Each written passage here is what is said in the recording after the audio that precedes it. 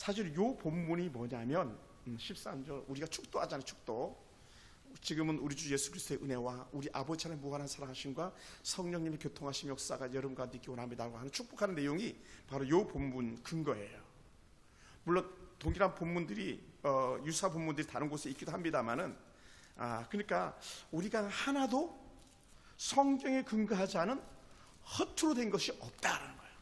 찬송도 그렇고 말씀도 그렇고 우리가 하는 예전들도 그렇고 다 거기에 근거한 것들임을 우리는 기억해야 할 줄로 믿습니다. 자, 그러면 오늘은 소요리 문답 6물인데 6번째 성삼위 하나님을 믿으라는 제목으로 은혜 나누기 원합니다. 6문이 질문이 뭐냐면 하나님의 신격에는 몇 위가 계십니까? 라고 몇 위가 계십니까?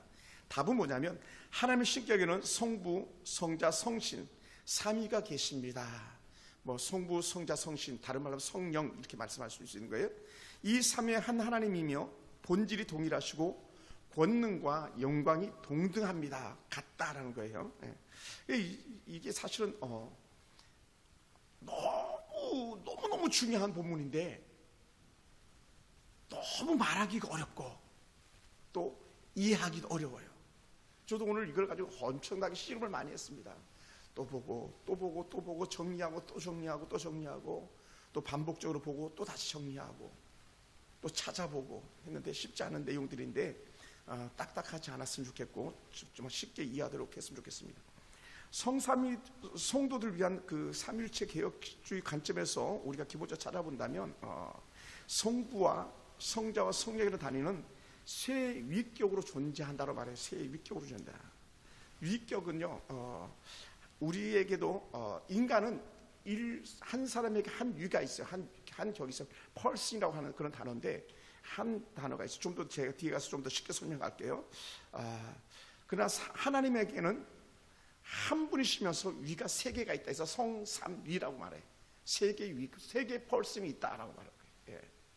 그래서 그 첫 번째 삼위일체에 대해서 우리가 공부할 건데 하나님은 한 분이시다.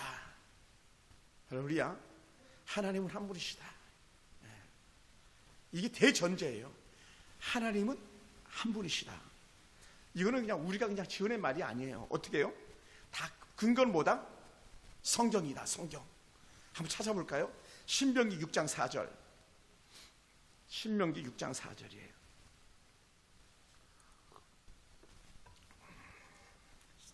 창세기, 출애굽기, 레위기, 민수기, 신명기, 모세오경의 마지막 권 신명기 6장 4절. 찾으셨으면 아멘. 네.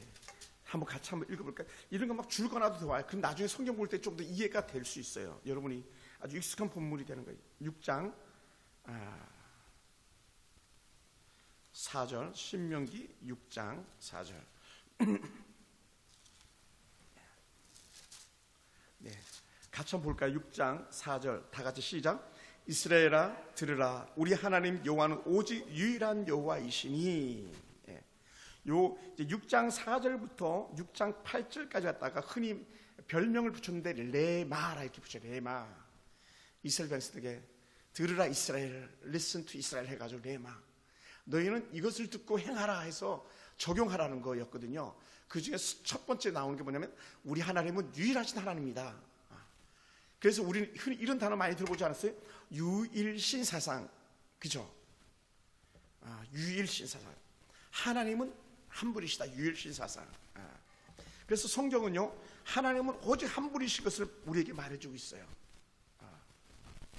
그래서 일체, 삼위, 일체 하나의 이제 뭐 몸체자로 흔히 쓰는데 한 분이시다 이런 단어를 써요.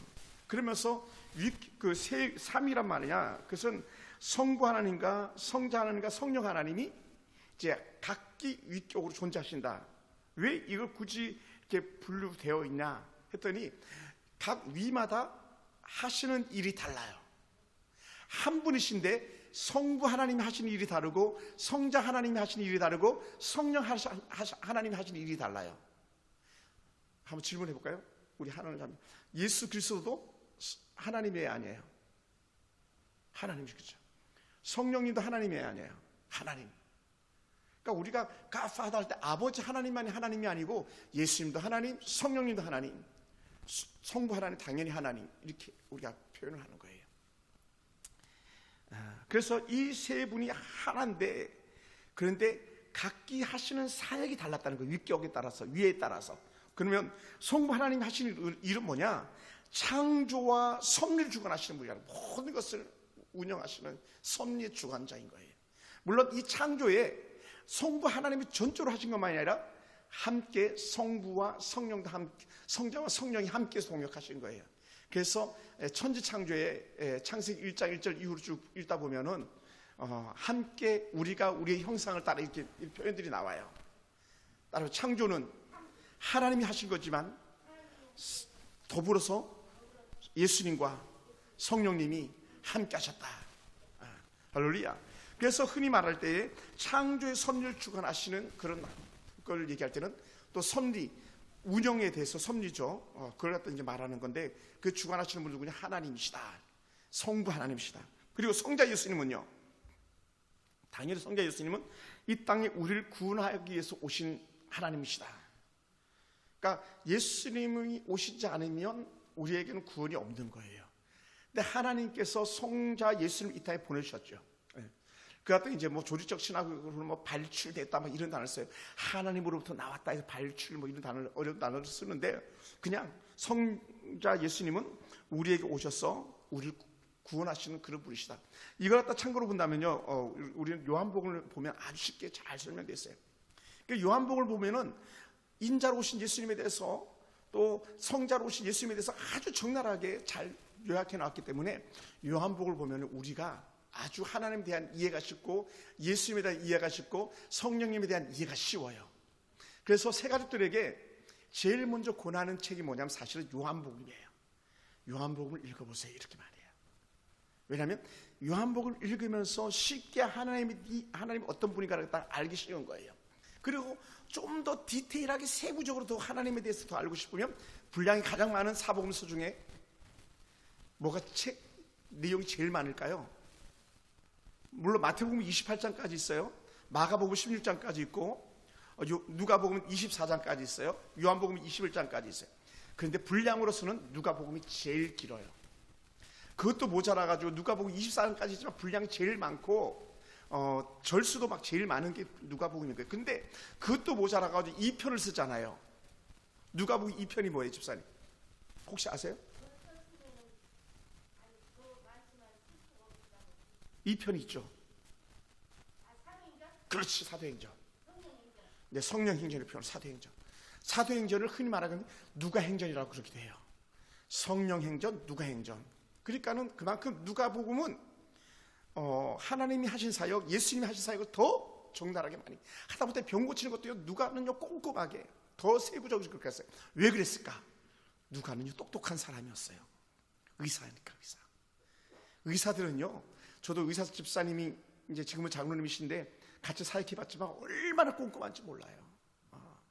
우리 사실은요, 우리 안사모님이나 우리 하영이 같은 경우도요, 얘가 막 얼마나 꼼꼼한지 몰라요. 따지면요 대책 없어요. 왜냐하면 똑똑하잖아요. 그러니까는 육하 원칙이 정확해야 되고 논리가 정확해야 되고 막 그래. 근데 누가가 그런 거예요. 누가.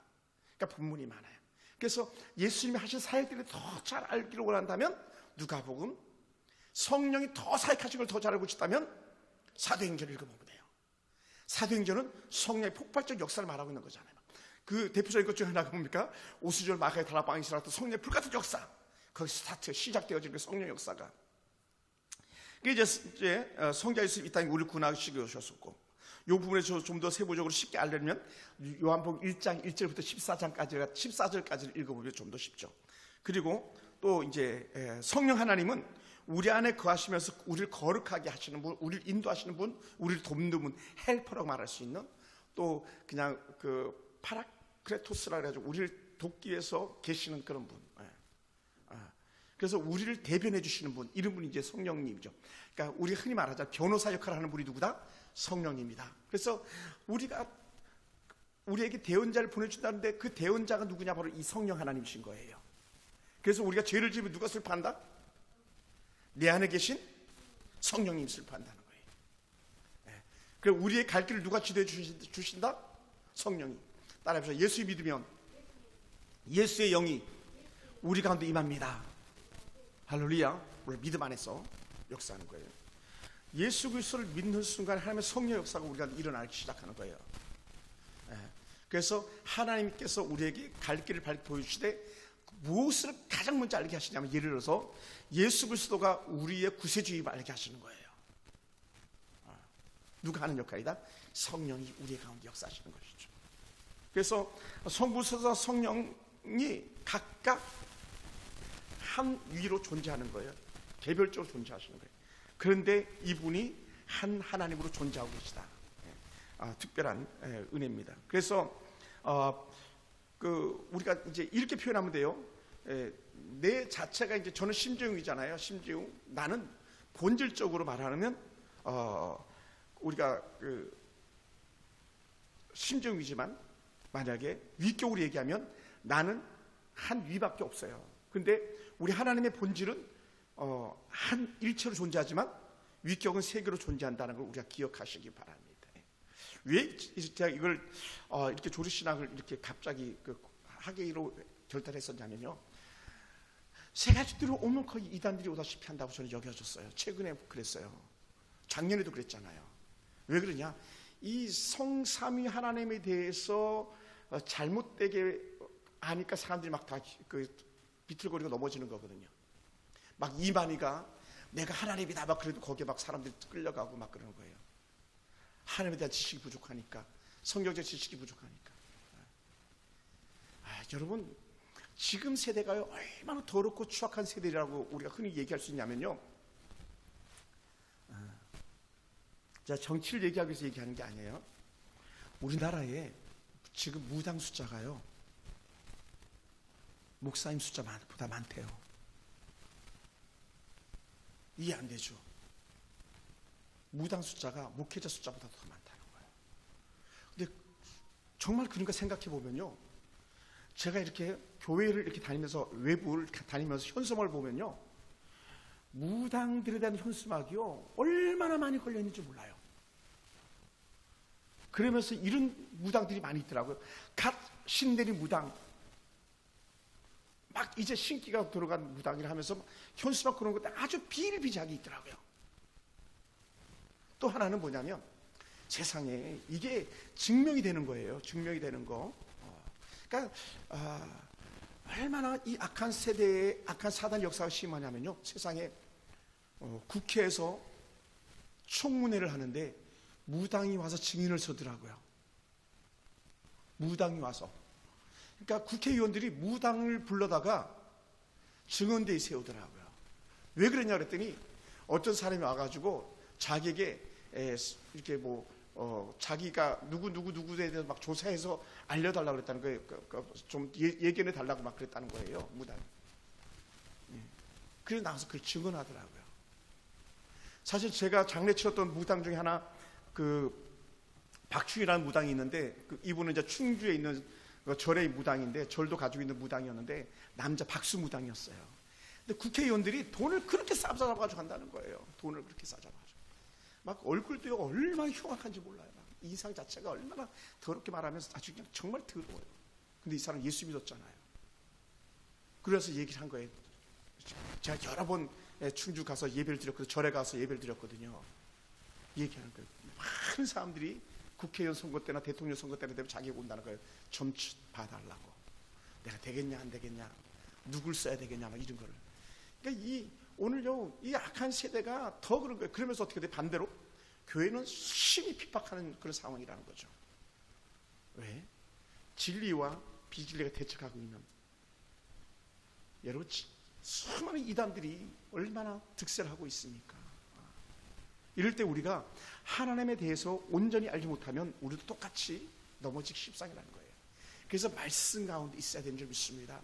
그러니까 우리가 하나님 앞에 예배자로서 온전히 설 수 있는 것은 말씀 외에는 방법이 없어요. 진리를 알지니 진리가 너희를 자유하게 할 것이라 말씀했잖아요. 진리는 누구냐? 내가 곧 길이요 진리요 생명이라. 예수님 말씀이죠. 그러니까 진리는 예수 그리스도라는 거죠. 그러니까 우리가 예수에 대해서 더 잘 알아야 된다는 거예요. 그래서 찬송가 예수도 알기 원하네, 예수도 알기 원하네. 그래서 나 그냥 나온 게 아니라 예수를 더 잘 알기 원하는 마음에서 나온 찬송 고백들인 것이죠. 그래서 이 삼위의 역사가 우리가 임하는 거예요. 그래서 오늘도 우리가 읽었던 성경 본문도 보면 28장 19절에서 성부와 성자 성령의 동일한 사역 가운데 말씀하는 거예요. 너희가 아버지와 아들과 성령 이름으로 세례를 주고. 그래서 제가 우리 지난번에 그 송도림 세례 줄 때도 성부와 성자와 성령의 이름으로 세례를 주노라. 또 공부할 때도 그렇게 공부하는 거예요. 삼위 하나님을 힘입어서 공부하는 거예요.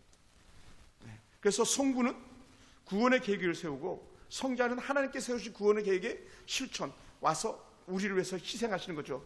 그 희생이 뭐냐? 십자가사라고 이루어지는 거고, 또 예수님께서 우리에게 이렇게 말씀했잖아요. 내가 너희에게 성령을 보내줄 거다 그러셨거든요. 요한복음 읽다 보면. 그러니까 성령을 우리 가운데 보내주시는데 정말로 예수님께 십자가 부활 승천 이후에 성령이 우리 각 사람 가운데 임하시는 놀라운 은혜를 봅니다. 물론 구약 시대도 성령 분명히 역사하셨어요. 왜? 한 하나님이시기 때문에. 그러나 신약 시대 때 우리에게 성령 부으시다 역사하셔도 성령의 급박한 역사들이 일어나기 시작하는데, 누가 했던 일들을 선지자가, 왕이, 제사장도 했던 역할을 할 수 있도록 각 사람 가운데 임한 거예요. 그래서 사도 베드로도 우리가 거룩한 나라의 제사장이라고 표현했던 게 거기서 나오는 거예요. 또한 사도 바울이 너희 몸이 하나님의 성전인 것과 할 때 그 성전은 왜 그러냐? 성령이 우리 안에 내주하시기 때문에. 그 성령이, 그러니까 예수 믿는 사람에게는 다 성령이 함께 하신 줄 믿습니다. 할렐루야. 그래서 우리가 거룩하고 흠없이 살아가야 되는 거예요. 그 거룩. 하나님 거룩하신 분인데, 하나님 내 안에 계신 거룩하신데 우리가 어떻게 죄를 짝할 수 있겠는가? 사도 바울이 그렇게 많이 말하잖아요. 너희가 어떻게 은혜로 시작했다가 죄로 마치겠는가? 그럴 수 없느니라 그러잖아요. 성령으로 시작해서 어떻게 사단으로 마치겠는가? 그럴 수 없다고 말씀하시잖아요. 그래서 이런 사상들에 대해서 다양한 견해들이 있어요. 다양한 견해들이 있는데, 그 중에 이제 우리가 개혁주의 신학적 입장에서 존 칼빈 목사님 같은 경우는 뭐라 그러냐면, 칼빈은요, 그 하나님의 본질과 단일을 생각해서 새 6개월 똑같이 제가 설교하는 대로 그대로 하신 거예요. 그리고 이제 또 까미란 목사님도 똑같은 은혜의 말씀을 이렇게 말씀하셨고요.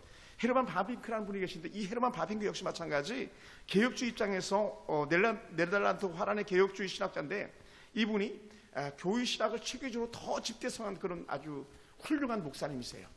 왜 그러냐면요, 기독교를 갖다 변증해야 되겠는데 할 말이 없는, 성부 하나님, 성자 하나님, 교회, 기타 우리 삶의 일상적인 모든 것들 말하고 싶은데 그걸 잘 정리가 안 된 거죠. 근데 이 헤르만 바빙크가 아주 잘 정리해 놨어요. 하나님의 주권이나 하나님의 계시나 하나님의 교회나 성삼위 일체에 대해서. 그래서 우리가요, 한 학기에 성부 하나님에 대해서 한 학기를 배웠어요. 6개월을 배우는 거예요. 또 성령 하나님에 대해서 한 학기를 배우는 거예요. 성자 예수님에 대해서 한 학기를 배우는 거예요. 인간이 도대체 뭐냐, 도대체 인간이 뭐냐, 여기도 한 학기를 배우는 거예요. 교회가 뭐냐, 여기 한 학기를 배워요. 그리고 어떻게 돼요? 종말론. 정말 예수님이 이 땅에 다시 오겠는가, 이걸 한 학기를 배워요. 그리고 요걸 다 배우기 위해 제일 먼저 배우는 게 뭐죠? 서론. 기초죠, 기초. 기초를 배우는데 그걸 서론이라고 말해요. 그러니까 요 신학적인 체계를 통해서 우리가 예수 그리스도에 대해서, 하나님에 대해서, 성령님에 대해서 더 잘 알게 되는 그런 신학인데, 바로 이 헤르만 바빙크가 아주 그걸 잘 정리해 놨고, 저도 이 헤르만 바빙크의 책이 거의 사전같이 두꺼워요. 근데 중요한 설교를 할 때는 그걸 들춰보고 말하죠. 우리 교회 후원하는 하는 집사님은 설 연휴 때 이 헤르만 바빙크의 교회 신학을 다 읽겠다 이렇게 목표를 정해놨더라고요. 보니까 아마 다 읽으셨을 거예요. 그분은 고대 법대 나온 아주 똑똑한 집사님이셨기 때문에. 따라해봅시다. 우리가 잘 알아야 됩니다. 아멘. 그는 이 헤르만 바빙크는요, 삼위일체를 하나님의 본질을 이해하는 핵심으로 본 거예요. 하나님을 이해하는데. 그래서 하나님은 삼위일체 안에서 완전한 사랑과 교제를 이루시는 분이다. 또 삼위일체의 사랑이 우리 삶에도 그대로 반영되어져야 된다. 그리고 교회와 가정에서 서로 사랑하며 연합해야 되는데, 왜 그랬냐? 삼위 하나님이 한 마음과 한 뜻으로 우리를 구원하셨던 분이기 때문에 그렇다, 이렇게 해석해 나가죠. 또 이제 제가 설교가 길어질까 봐 일부러 빨리 가려고 하는 중이긴 한데, 저희가 이렇게 공부를 할 때에 가장 이 총신대학교를 이끌어갔던 분이 계신데 누구냐면 지금은 고인입니다만은 박형룡 박사라고 계세요. 박형룡.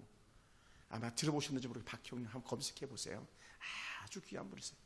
그래서 박형룡 박사, 박윤선 박사 이 두 분이 아주 영적 거장인데 우리 장로교회단에서는 영적 큰 거장이세요. 이 박형룡 박사는 1897년에 태어나가지고 1978년에 이제 천국 가신 그런 분인데 이렇게 설교 연구를 하다가 돌아가셨다든가 그런 것 같아요. 마지막 천국 가실 때는. 그러니까 개혁주의 아주 그냥 대표적인 신학자죠. 설교자는 박윤선 박사, 교회 신학자는 박형룡 박사 이렇게. 그래서 제가 지금은 이제 다 치웠습니다만은 거의 남아있지 않은데 박윤선 박사 주석이 기본적으로 있어요. 주석은 뭐냐면 성경을 잘 연구해 놓은 그런 책을 갖다 주석이라고 말하거든요. 근데 저는 이제 다양한 주석들을 가지고 있는데 막 우리 한우들 자매 같을 때는 잘 모르는 풀빛 주석 막 이런 거 한 권에 엄청 비싼 그런 책들이었거든요. 풀빛 주석도 가지고 있었고 다양한 주석들도 가지고 있었는데 이 박윤선 박사 주석을 이렇게 갖고 있죠. 왜냐하면 그냥 설교하면 안 되니까 어른들은 뭐라고 설교했는가, 신학자들은 뭐라고 얘기했는가를 다 점검하는 거거든요. 그래서 우리 같은 설교자들에게 꼭 우리 신앙의 선배들이 주시는 은혜의 메시지가 있다면 교회 신학, 조직 신학책은 항상 곁에다 둬야 된다라고 이렇게 했어요. 법관들이 법전을 곁에다 두듯이 그래야 똑바른 길을 갈 수 있으니까. 이 박형룡 박사는요, 우리 그 교회 신학을 가르치시면서 어떤 은혜의 말씀들을 많이 했냐면 성경적인 기초와 개혁주의 신학을 정통으로 우리에게 전수해준 그런 분이죠. 그래서 삼일체에 대해서 그는 이렇게 표현합니다. 삼일체 교리는 인간의 이성으로 온전히 이해할 수 없는 심부름 교리다. 인간의 이성으로는 이해하기가 너무 어렵다. 왜 이해가 안 되냐면 우리는요, 한 사람이 한 위를 갖고 있겠어요. one person 갖고 있다고 했었어요. 그런데 한 사람이 한 위를 갖고 있는데 하나님은 3위를 갖고 있다니까 우리의 이성으로는 이해할 수가 없다는 거예요. 이해가 안 돼요. 사실은 왜냐하면 인간은 1위를 갖고 있기 때문에 이해가 안 되는, 그런데도 불구하고 중요한 교리다 이렇게 말씀해 주고 있죠. 그러면서 또한 성경이 명확하게 계시하는 진리다. 성삼위는 성경이 말하고 있다. 우리의 모든 건 이 성경이 기준이거든요. 언제든지. 그래서 성경을 뭐라고 그런다 그랬어요? 자. 그러니까 거리 재는 자. 이 자는요 정확해야 됩니다. 그랬다가 말하는데 그 캐논이라는 단어를 써요. 캐논 자. 화포, 대포도 캐논이라고 그래요. 대포도 떨어져야 될지라는 정확하게 포탄이 떨어져야 되잖아요. 잘못 떨어지면 아군 진지에 떨어지는 거잖아요. 그런 것처럼 이 성경은 1.1억도 함부로 대할 수 없다. 정확한 캐논자다. 사실 이 캐논만 그런 게 아니라 사실은 법도 그래야 되는 거예요. 법. 세상의 법. 법은 예를 들어서 하늘 자매에게 들이댄 자가 집사님에게 똑같이 들이대야 되는 거예요. 집사님 우리 편이니까 니는 내 편이 아니니까 잣대가 달라지면 안 된다는 거예요. 법이 달라지면 안 된다는 거죠. 그런 것처럼 우리가 하나님의 성경에 대해서 더 잘 알아야 된다. 성경을 잘 알아야 된다 말이에요. 그래서 이 박윤수 박사가 계시의 모든 진리를 갖다 우리 알아야 된다. 더 잘 알아야 된다. 인간의 이성을 온전히 이해할 수 없는 신비로운 교리지만 그러나 우리가 믿는 거다. 믿는다. 할렐루야. 그래서요 터툴리안이라는 성경학자는 이렇게 말했어요. 나는 이해가 안 되지만 너무 불합리하지만 나는 믿는다라는 거예요. 이 터툴리안의 가장 유명한 말이 그거예요. 나는 하나님이 이성적으로 도대체 이해가 안 되지만 나는 믿는다. 이거를 이제 저희가 철학을 배울 때에 그 철학적 용어로 이렇게 말합니다. 나는 불합리한 고로 믿는다. 합리적이지 않다. 이성적이지 않다. 그런데 나를 믿는다. 이런 철학적인 용어들이 있었어요. 여러분, 그러므로 성경에서 하나님이 한 분이시면서 세 위격으로 존재한다고 하는 것을 분명히 우리 성경을 통해서 알 수 있다라고 말합니다.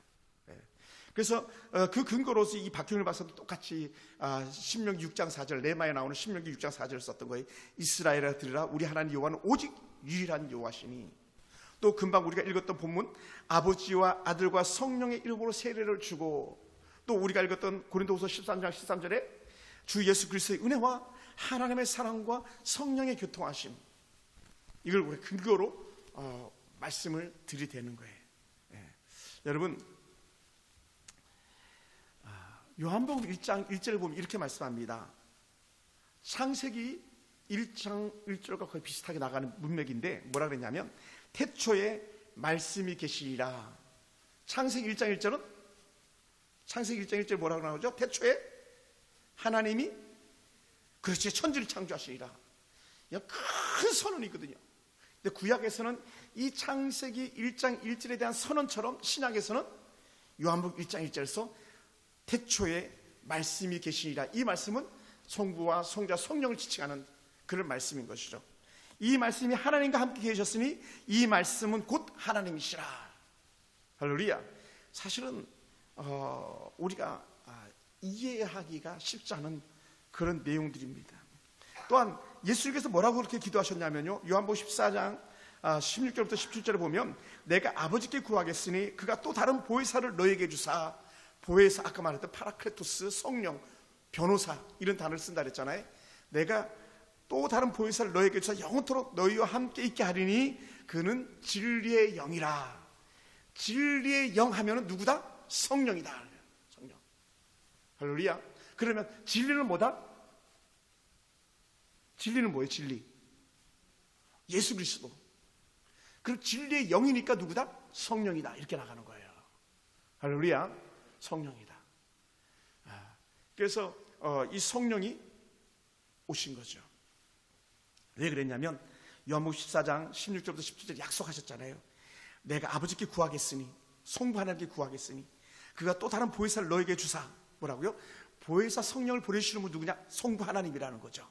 성부 하나님께서 성자 예수를 보내주시듯이 성령 하나님을 보내주시는 거예요. 그게 요한복음 14장 16절과 17절에 이르는 말씀이거든요. 그래서 너에게 주사 영원토록, 따라해보세요. 영원토록 성령이 우리와 함께 하신다. 할렐루야. 그러니까 믿는 자에게 성령이 떠나지 않아요. 여러분 좀 조심스러운 게 있는데, 예를 들어서 아이가 되었는데 시내가 될 수 있잖아요. 그럼 어떤 수가 할 수 있어요? 이제 한국 목사님 보셨다는 거예요. 한국보다 크게 놓고 가니까 이상했다고 하고 남한 목사님 보셨어요. 한국 목사님은요 최고의 목사님이에요.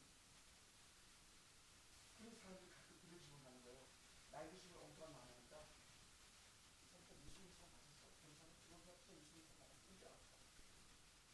여러분,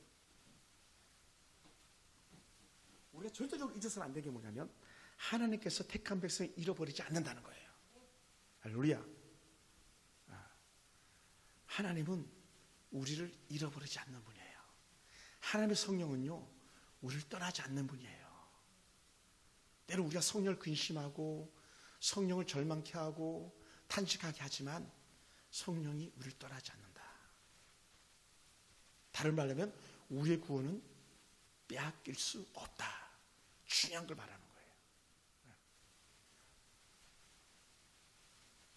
예를 들어서 지금은 아주 막 초토화되다시피 무너지는 이단이 하나가 있는데 박옥수 계열이에요. 제3 거듭남의 비밀이라고 말하는 구원파.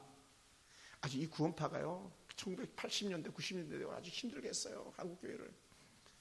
박옥수 계열 제3 거듭남 비밀하면서 막 거쳐가게 해가지고 얼마나 막 떠들썩하게 하고 얼마나 막 종말론에 대해서 많이 말했고 귀신론에 대해서 많이 말했는지 몰라요. 막 저 귀신 있다 귀신 하면서 막 조상 귀신 무슨 귀신 가문의 저주를 끊어야 된다 막 이런 잘못된 사상과 철학을 막 들이대면서 그렇게 힘들게 했었어요.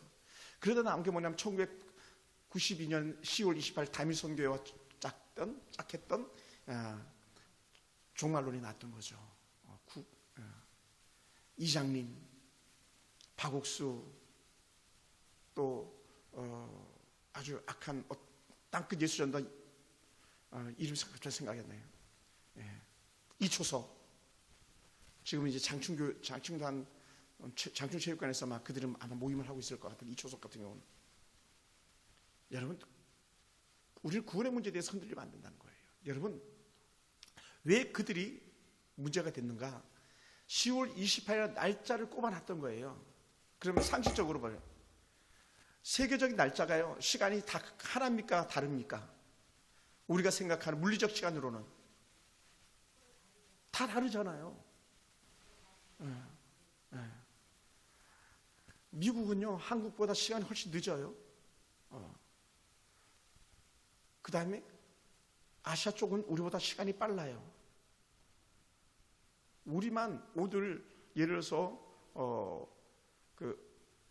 2025년 2월 5일 저녁 8시 50분 이렇게 나간 거지, 다른 때는 옆에 나라 필리핀은 7시 50분 예를 들어서, 그 태국은 6시 3시간 차이 나나요? 거기 5시 50분, 오후 5시 50분 막 이런 식으로 차이가 나는 거잖아요. 그러니까 여러분 잘 모르기 때문에 이런 문제들이 생기는 거예요. 그리고 중요한 게 뭐냐면 성경에서 그렇게 말하지 않았잖아요. 성경에서 뭐라 말했습니까? 아버지만 하신다고 했잖아요. 때와 징조는 드러날 수 있지만, 그러나 우리가 깨달을 수는 있지만 그 날을 찍는다? 말도 안 된다는 거예요. 그러니까 우리가 잘못된 속임에도 넘어가면 안 됩니다. 또한 이렇게 물어보기도 합니다. 구원파 얘기 아까 말했으니까 너는 뭐일 뭐 시에 구원받았느냐? 이렇게 물어본다는 거예요. 여러분 사실은 그렇게 말할 수 있을 수도 있겠지만 말할 수가 없는 거예요. 우리의 구원은 하나님께 달려있는 거니까요. 할렐루야. 그러니까 속으면 안 돼요. 여러분 기적, 이적, 치유는요 이단들도 할 수 있는 거예요. 마귀들도 할 수 있잖아요. 할 수 있어요. 그러다 보니까 너무 신령한 의사가 넘쳐나다 보니까 우쭐해가지고 가장 교만한 사람이 된 사람 중에 하나가 누굽니까? 우리가 잘 아는 천도교, 박태선, 다 그거 아니에요. 신앙촌, 여기 국민의힘 가다 보면 권산 신앙촌 간장 있죠? 다 그 박태선 이단물이에요. 이단물이 잘못된. 그러니까 은사가 출중하고 능력이 넘쳐나다가 그게 전부 다 쏘으면 안 된다는 거예요. 그래서 만약에 성부 하나님만 존재한다면 성자와 성령의 존재가 없어지고 구원 사역이 불완전해지는 거예요. 또 성자 하나님이 없다면 예수 그리스도의 대속 사역이 부정되고 기독교의 구원론이 무너진다는 거예요. 이거 누가 말씀하는 거냐? 이제 박형일 박사님이 말씀하는 걸 제가 정리하는 거예요. 성령 하나님이 없다면 우리 안에 역사하시는 하나님의 능력도 다 사라지고 마는 거예요. 교회의 거룩한 성도의 그 성화가 불가능해지는 거예요. 그러니까 성화의 은혜 단계를 누가 이끌어가는 거냐면 성령 하나님께 우리를 이끌어가는 거거든요. 점점. 그러니까 성령이 충만해서 뭐와 점점 분리되는지 아십니까? 그렇죠. 죄와 분리되는 거예요. 성령이 충만하면 죄와 멀어지는 거예요. 성령이 충만하지 않으면 어떻게 돼요? 점점 세상적인 것으로 빨려 들어가게 되어 있는 거죠. 하나님이 아는 다른 만모니즘적인 것들을 섬기게 되는 거예요. 점점. 뭐라고요? 흔히 말하는 이생이 좋을까 안목이 좋을까 이생의 자랑거리 등등등등등 나오는, 이제 고린도전서를 읽다 보면 쭉 나오는 그런 내용들이죠. 그래서 여러분, 그래서 우리는 항상 우리가 하나님의 성령을 전적으로 의지하는 삶이 저와 여러분의 삶 되기를 주님으로 축원합니다. 그래서 요한복음 5장 19절에 뭐라고 말씀하셨냐면, 예수께서 그들에게 이르시되 내가 진실로 너에게 이르노니, 진실로 너에게 이르노니 할 때 진실로가 두 번 나오잖아요. 이건 정말 중요한 거예요. 원어적으로 의미로 이렇게 표현합니다. 그러므로 아멘 이라는 거. 아멘. 진실로 아멘이라는 거거든요. 그런 줄 믿습니다 이거거든요. 쉽게 얘기하면 이렇게 표현합니다. 예수께서 그들에게 이르시되 내가 진실로 너에게 이르노니 아들이 아버지께서 하신 일을 보지 않고는 아무것도 할 수 없나니. 하나님께서 하신 일을 보지 않고는 아들이 아무것도 할 수 없다는 거니까 어떻게 돼? 예수님의 사역과 성부의 사역이 함께 협력한 사역이라는 거예요.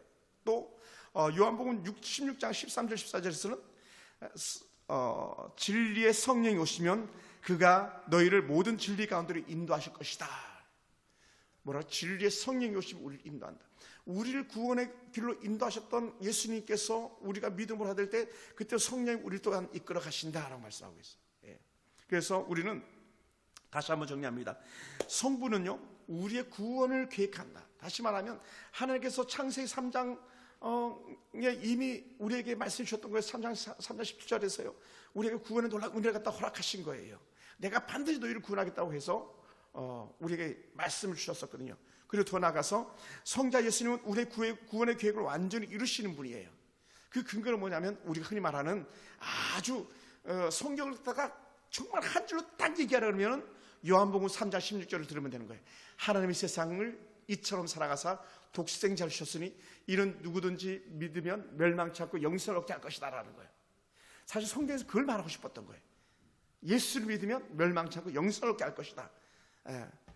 그리고 요한복음 16장 13절 14절 진리의 성령이 우리를 인도하실 것이다. 진리 가운데로 인도하실 것이다. 이 약속의 말씀을 주셨던 거죠. 그래서 성령은 우리의 구원의 은혜를 적용하시는 분이다. 우리를 이끌어 가시는. 사랑하는 성도 여러분, 그래서 그러다 보니까 예수 그리스도 안에서 삼위일체 되신 하나님을 예배하는 우리들이 어떻게 될 것인가 했을 때 우리가 예수님께서 던져주셨던 메시지가 뭐였냐면 요한복음 4장 24절 우물가 여인과 예수님께 드론드론 얘기를 나누다가 갑자기 예배에 대해서 속 여인이 질문을 던지잖아요. 그때 예수님께 하셨던 말씀 중에 하나가 뭐냐면 하나님은 영이시니 예배하는 자가 영과 진리로 예배할지라 요한복음 4장 24절 말씀하셨던 거예요. 그리고 지금 언제? 지금 이때라. 지금 예배. 왜냐하면 예배자 당사자 예수님께서 눈앞에 와 계시잖아요. 그러니까 막 내게 영생하는 물을 달라고 하니까 나도 그 물 좀 주세요 했더니 내가 보는 바로 눈앞에 있는 사람이 바로 그다. 그 영생을 주시는 분이 눈앞에 있다. 이렇게 예수님께서 말씀하고 계시는 거잖아요. 그게 요한복음 4장에 이르는 말씀이거든요. 그래서 삼일체의 사랑과 연합을 우리가 본받아 살아가는 거예요. 그래서 뭐라 그랬냐, 예수님께서 그 삼위 하나님의 사랑이 온전해진 것처럼 삼위 하나님 온전히 하나 되어서 한 사역을 이루는 것처럼 우리도 그렇게 되길 바랬는데 어디서 그렇게 말씀하셨냐면 요한복음 13장 34절에 보면은 내가 너희를 사랑한 것 같이 너희도 서로 사랑하라 라는 거예요. 그래서 고린도 후서에도 13장 사랑장 그 중에 제일은 사랑이라 사랑은 이렇게 나가는 거예요. 그때 그 사랑이 누구다? 본체는 하나님이시다. 그래서 사도 요한 1, 2, 3서를 통해서 반복적으로 하는 말이 뭡니까? 하나님은 사랑이시다. 그래서 서울 사랑의 교회가 보면요, 큰 교회도 크게 써놨어요. God is love. 하나님은 사랑이시다. 이렇게 써놓은 거예요. 그 하나님은 사랑이시니 또한 누구도 사랑이다?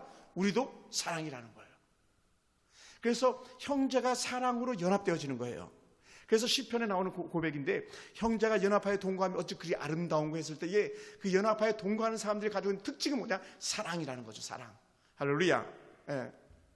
그래서 그 사랑을 지키기 위해서 우리가 살다 보니까 어떻게 돼요? 갈라디아서 5장 16절에서 말씀하고 있는 건데 내가 이루노니 너희는 성령을 따라 행하라. 하나님의 사랑을 실제하려고 하다 보니까 하나님의 뜻대로 살려다 보니까 어떻게 돼요? 성령의 지배를 받아야 되겠다는 거예요.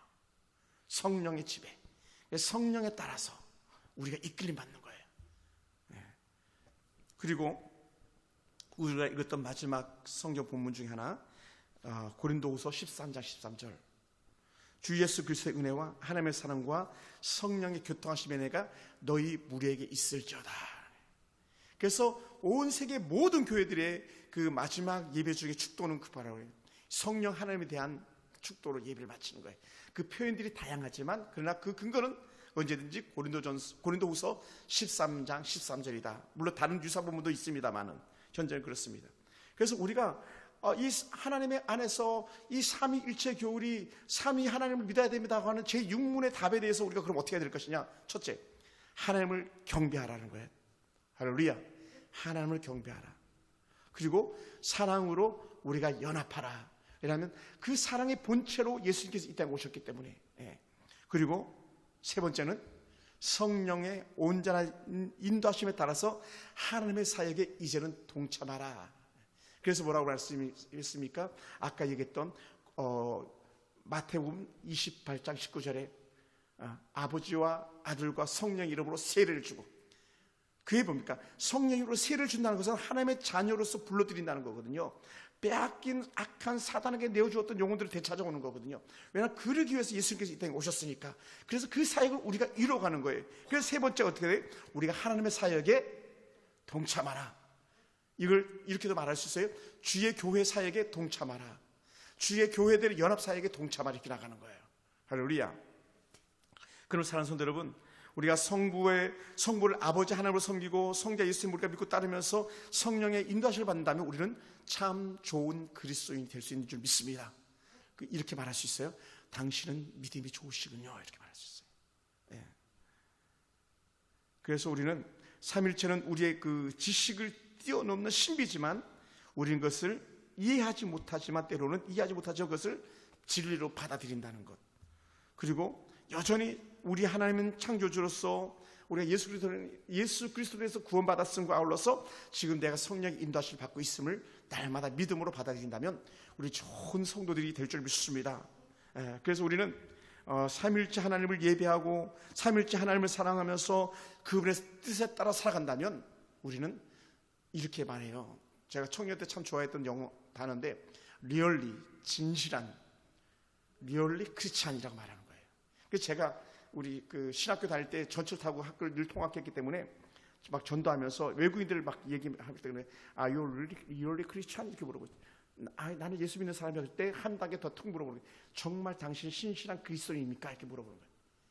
우리가 예수 그리스도를 잘 믿음으로 말미암아서 우리가 신실한 그리스도인으로서 우리의 자리매김을 해나간다면 숫자는 비록 많지 않아도 여러분이 우리 교회 맛을 내는 그런 소금이 되고 빛을 내는 빛이 되는 줄 믿습니다. 우리 그런 신앙으로 우리가 살아갔으면 좋겠습니다. 할렐루야. 기도하겠습니다.